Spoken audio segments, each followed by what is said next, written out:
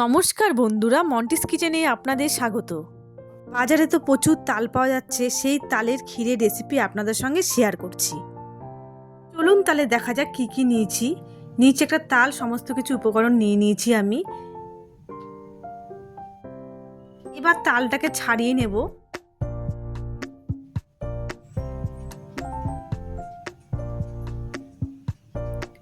ছাড়ানো হয়ে গেছে, এবার একটু জলে ভিজিয়ে নেব। এবার একটি ঝুড়ির সাহায্যে তালের পাল্পটাকে বের করে নেব। ব্যাস হয়ে গেছে। এবার চা ছাঁকিতে ছেঁকে নেব যাতে আঁশ না থাকে। এবার আমি এখানে 50 গ্রাম গুঁড়ো দুধ নিয়ে নিয়েছি, একটু গুলে নেব। কড়াই বসিয়ে দিয়েছি, দিয়ে দেবো তালের পাল্প। 2 মিনিটের মতন জাল দিয়ে দেবো। আমি এখানে লিকুইড দুধ ব্যবহার করিনি, গুঁড়ো দুধই ব্যবহার করেছি। আপনারা চাইলে লিকুইড দুধও ব্যবহার করতে পারেন। এবার পরিমাণ মতন চিনি দিয়ে দিলাম। এবার দিয়ে দিলাম এলাচ, কাজু।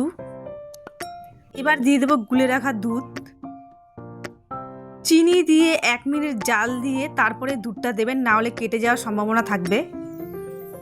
সমস্ত কিছু দিয়ে আবারও 2 মিনিট ফুটিয়ে নেব। দিয়ে দেবো উপর দিয়ে খোয়া ক্ষীর, দিয়ে দেবো কিশমিশ। এবার সমস্ত কিছু দিয়ে একটু মিশিয়ে নেব। ব্যাস আমার রেডি হয়ে গেল তালের ক্ষীর। এবার উপর দিয়ে দিয়ে দেবো খোয়া ক্ষীর, কাজু আর কিশমিশ। আমার এই রেসিপিটি ভালো লেগে থাকলে যারা ফেসবুক থেকে দেখছেন পেজটিকে ফলো করে দেবেন আর পাশে থাকবেন। আমি যদি নতুন নতুন ভিডিও আপনাদের সঙ্গে শেয়ার করতে পারি।